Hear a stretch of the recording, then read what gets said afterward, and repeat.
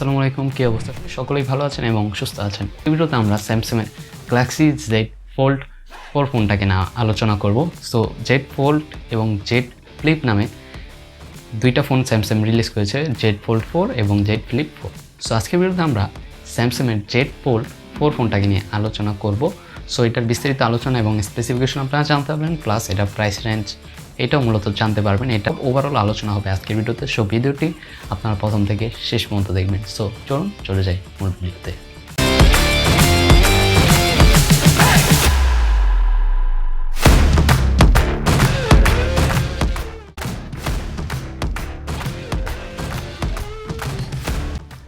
By the way, first of all বলা যাক ফোনটির ডিজাইন এবং বিল্ড কোয়ালিটি। ডিজাইন এবং বিল্ড কোয়ালিটির কথা বললে ফোনটার ওজনের কথা আগে বলে নিই। দেখুন, ফোল্ডিং ফোন অনুযায়ী কিন্তু এটার ওজন এক্সট্রা অর্ডিনারি হবে, এটাই আমরা আশা করতে পারি। কারণ ফোল্ডিং ফোন আমরা একটা ফোনের জায়গায় দুইটা ফোন নিয়ে আমাদের দুইটা ফোনের যে ভার সেটা আমাদেরকে একটা ফোনে বহন করতে হয়। তো সেই কারণে এটার ওজনটা একটু বেশি হবে, এটাই স্বাভাবিক। সো ফোনটির ওজন ছিল 263 গ্রাম এবং ফোনটি আপনারা 3টা কালারে পাবেন। তাছাড়াও ফোনটির সামনে এবং পেছনে গ্লাস রয়েছে, যেখানে গরিলা গ্লাস ভিক্টাসের প্রোটেকশন থাকছে। ফোনটির কভার ডিসপ্লেতে যে প্রোটেকশন ছিল সেখানেও গরিলা গ্লাস ভিক্টাস, এবং যে মেন ডিসপ্লে বড় ডিসপ্লে সেখানেও আপনারা গরিলা গ্লাস ভিক্টাস প্লাসের প্রোটেকশন পাবেন। আর তাছাড়াও ফোনটাতে আপনারা যদি পোর্টস অ্যান্ড বাটনের কথা বলি, তাহলে আপনারা পোর্টস অ্যান্ড বাটন হিসেবে ওইরকম সব ধরনের পোর্টস অ্যান্ড বাটন পাচ্ছেন, কিন্তু কোনো ধরনের এসডি কার্ড স্লট আপনারা পাচ্ছেন না। ফোনটাতে 3.5mm জ্যাক থাকছে না, তবে স্টেরিও স্পিকারের সাপোর্ট থাকছে। এটা কিন্তু একটা প্লাস পয়েন্ট আপনারা বলতে পারেন। ডিসপ্লের কথায় বা ডিসপ্লের আলোচনায় আসা যাক। ডিসপ্লের কথা বলতে গেলে প্রথমেই বলতে হয় এর ওভারঅল যে বড় ডিসপ্লেটা, সেটা কিন্তু দেখতে যথেষ্ট ব্রাইট এবং কালারফুল ছিল। আর আমি সবসময় ওভারঅল স্যামসাংয়ের ফোন স্পেসিফিকেশন করার সময়, স্পেসিফিকেশন ভিডিও করার সময় একটা কথাই বলে যায়, স্যামসাংয়ের মতো ডিসপ্লে ওভারঅল আর কোনো কোম্পানি দিতে পারে। তো তারা যে ডিসপ্লেটা বানায় তাদের জন্য মানে অন্যান্য যত কোম্পানি বলুক যে আমরা স্যামসাংয়ের ডিসপ্লে ইউজ করি, তারপরেও কিন্তু স্যামসাংয়ের মতো ডিসপ্লে তারা তৈরি করতে পারে না, বা ওইরকম ডিসপ্লে তারা গ্রাহকদেরকে দিতে পারে না। তো স্যামসাংয়ের যে ফোল্ডেবল ডিসপ্লেটা রয়েছে বা ভিতরের যে মেন ডিসপ্লেটা রয়েছে, সেটার সাইজ হলো 7.6 ইঞ্চ, এবং এটার যে ডিসপ্লের যে পিপিআইটা আছে সেটা হলো 373 পিপিআই। তাছাড়াও ফোনটি 90.9% মানে 90.9% স্ক্রিন টু বডি রেশিও থাকছে। ফোনটিতে foldable dynamic AMOLED 2x display ব্যবহার করেছে, যেখানে 120 হার্জ রিফ্রেশ রেট থাকছে এবং HDR10+ সাপোর্ট থাকছে।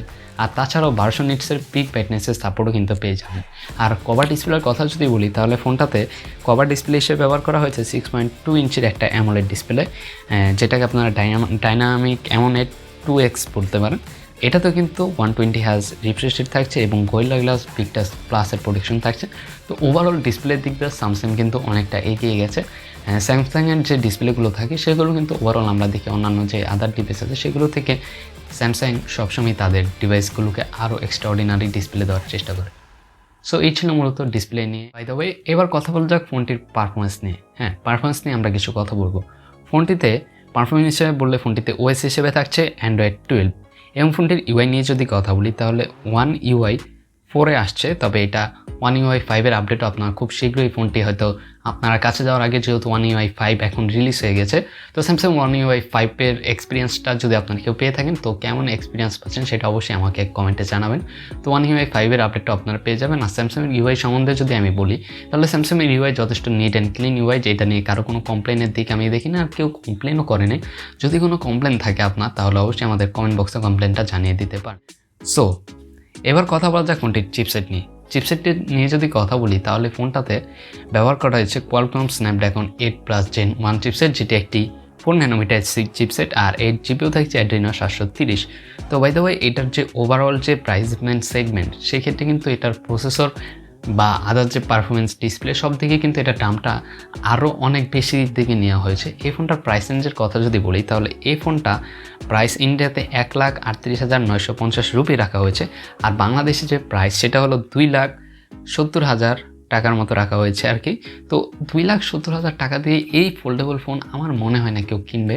সবই কিন্তু এই ফোন কিনতে গেলে দেখা গেছে অনেকে আইফোন কিনে নিয়ে আসতে পারে, যেটার লেটেস্ট ভেরিয়েন্ট বেরিয়েছে আইফোন 14 Pro। তো স্যামসাংয়ের দামটা আর একটু কম রাখার চেষ্টা করলে আপনারা 4টা ভেরিয়েন্টে পাচ্ছেন, 12,256, 12,512, 1 TB এবং 12GB। তো এই ছিল মূলত ফোনটির স্পেসিফিকেশন পারফরমেন্স। যদি এবার ক্যামেরার দিকে আসি, ফোল্ডেবল ফোনের কিন্তু ক্যামেরা দেখে মানুষ কিনে না, ফোল্ডেবল ফোন মানুষ ইউজ করে একটু ভালো ডিসপ্লে, মানে বড় একটা ডিসপ্লে নিয়ে ঘুরবে, তারা ফোল্ড করে রাখবে, মাঝে মাঝে ভালো একটা মাল্টিমিডিয়া ভিউইং এক্সপিরিয়েন্স হবে। তো এই জন্যই কিন্তু মানুষ ফোল্ডেবল ফোনটা কিনে থাকে বা ইউজ করে। সো এই ফোনটার যে ক্যামেরা, ফোল্ডেবল ফোনের ক্যামেরা কিন্তু মেন ফ্যাক্টর না, সেটা মেন ফ্যাক্টর হচ্ছে এই ফোল্ডেবল ডিসপ্লেটা নজর রেখেছে। ফোনটাতে ব্যবহার করা হচ্ছে 50 মেগাপিক্সেলের ওএস ক্যামেরা বা 50 মেগাপিক্সেল একটা ওয়াইড অ্যাঙ্গেল, যেটাতে ওএসএ সাপোর্ট থাকছে।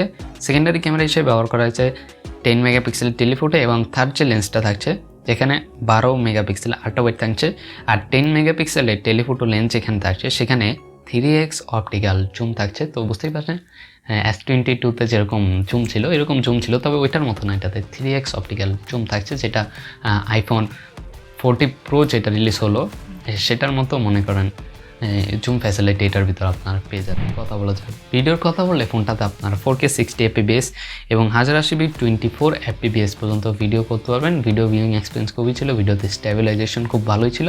তো ওভারঅল আমি ঠিকঠাকই বলবো ভিডিওর এক্সপিরিয়েন্স। তাছাড়া ফোনটির সেলফি ক্যামেরা 4 মেগাপিক্সেল একটা ক্যামেরা ছিল, যেটা আন্ডার ডিসপ্লে ক্যামেরা ছিল, আর ওভারঅল যে কভারের উপরে ক্যামেরাটা ছিল সেটা 10 মেগাপিক্সেল ছিল, যেটাতে 4K 30 fps ভিডিও করা যাচ্ছিলো, আর এটাতে জাইরো ইএসএস সাপোর্ট থাকছে। ঠিকঠাকই বলবো ক্যামেরার দিকে, কভার ক্যামেরাটার রেজলিউশন একটু বেশি, আর যেহেতু এটা ভিতরের ক্যামেরা বা মূল যে ডিসপ্লের ক্যামেরা সেটার একটু রেজলিউশন আমার মনে হয় 8 মেগাপিক্সেল দিলে ভালো হতো, যেহেতু প্রাইসটা ওভার করে ফেলেছে স্যামসাং।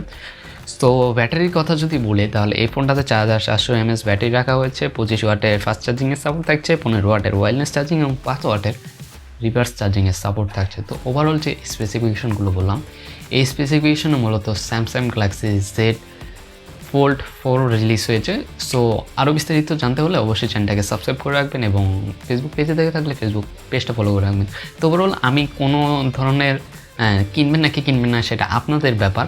সো আমাদের কাছে যেহেতু ডিভাইস নেই, আমরা শুধু স্পেসিফিকেশন আপনাকে বললাম। সো ভিডিও ভালো লাগলে অবশ্যই ভিডিওতে একটা লাইক দেবেন এবং চ্যানেল নতুন হলে চ্যানেলটাকে সাবস্ক্রাইব করবেন।